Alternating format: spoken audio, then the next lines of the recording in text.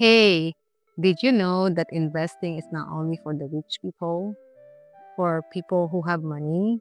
Sila lang ba talaga ang makikakaroon ng chance para mag-invest? I don't think so.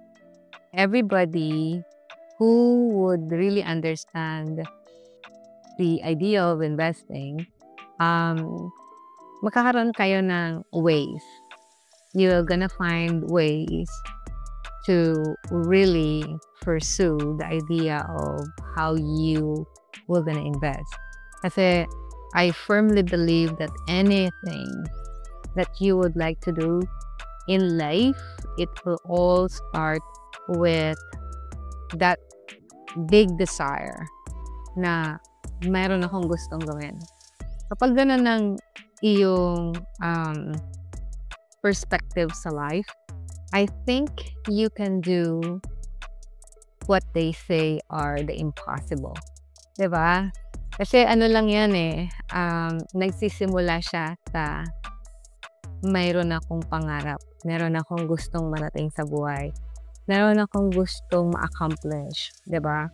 Hindi sa lahat ng pagkakataon kasi kahit meron kang diba may mababalitaan pa nga tayo at some point na meron naman sila ngayon, pero bakit dumating ang meron sila before, pero bakit ngayon they don't have any? So kasi it's not all about money, and it's not also all about just the wishful thinking. Like sana or gusto ko or something like that. You have to, sabi nga, intentionally, kailangan meron kang ganong desire in your heart that I want to change my life. I want to know more. And then I want to make more. Diba? Masama bang magkaroon ng maraming income? Hindi diba? Mas maganda ngayon kasi mas marami tayong matutulungan. But minsan nagkakaroon tayo ng kakaibang perspective. So, I believe it is all about setting up your goals and having the right mindset. If you think something is so big, why not break it down into pieces and understand how these little pieces can make a very big puzzle? Diba? So, ganun lang nagsisimula. It's in a very, sabi nga, of course, it is not all about you.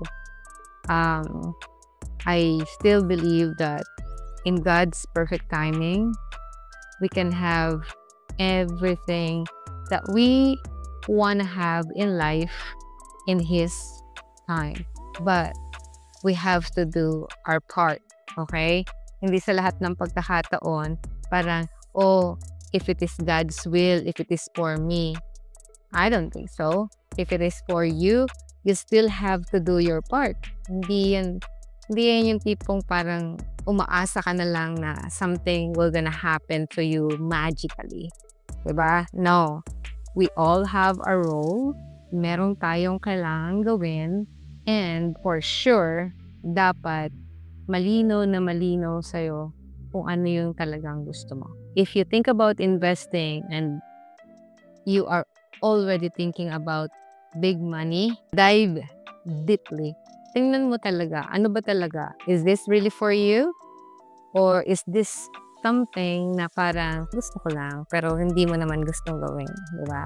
I just remember one of my coach sa Philippines na sabi niya, diba kasi yung gusto mo at gusto mong pakasalan. Diba? Pag gusto mong pakasalan, gagawin mo ang lahat, masunod ka lamang. But anyways, okay, have a great one.